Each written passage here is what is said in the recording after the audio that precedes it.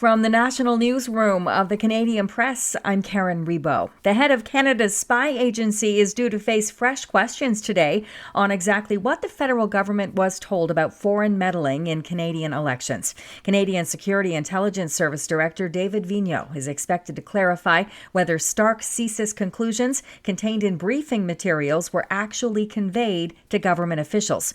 Vigneault is set to appear at the Commission of Inquiry via video conference this morning, having testified in person earlier this month. A CSIS memo tabled at the inquiry after Vigneault's initial appearance asserts that China clandestinely and deceptively interfered in both the 2019 and the 2021 general elections.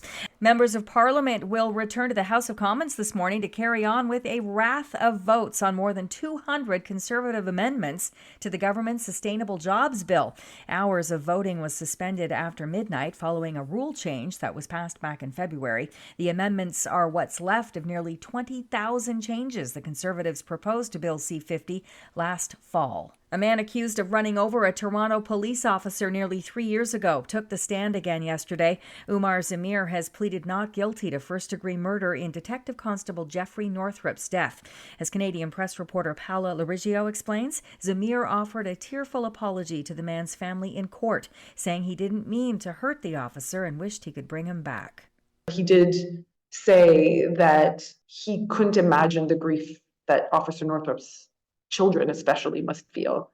And he said that he wished none of that had happened, that they had never come to Toronto on that day, that they had returned to their car 5 minutes earlier or 5 minutes later, and that the whole encounter hadn't happened.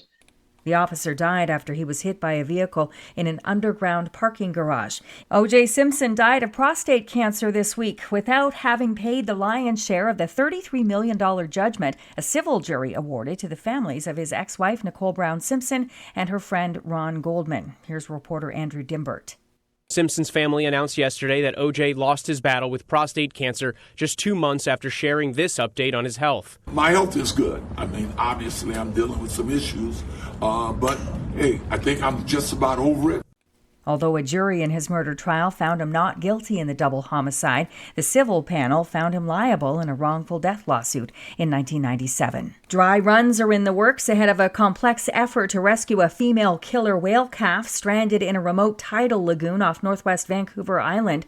A heavy equipment operator was at the Zabalas Lagoon site yesterday, clearing a landing area for the rescue team, while about 20 people in a customized flatbed truck were on hand preparing for an attempted lift operation that could occur within days. This is the Canadian Press.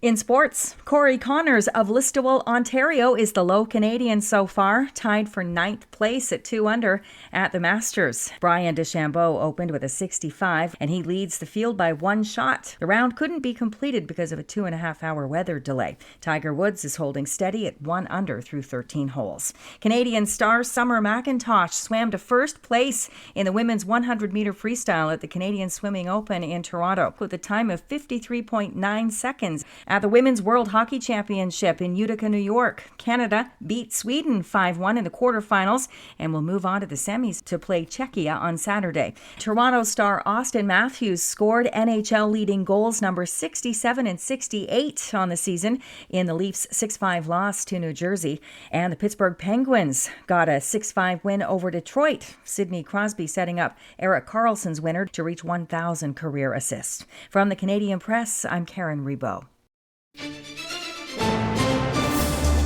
Thanks for listening. Don't forget to follow and subscribe.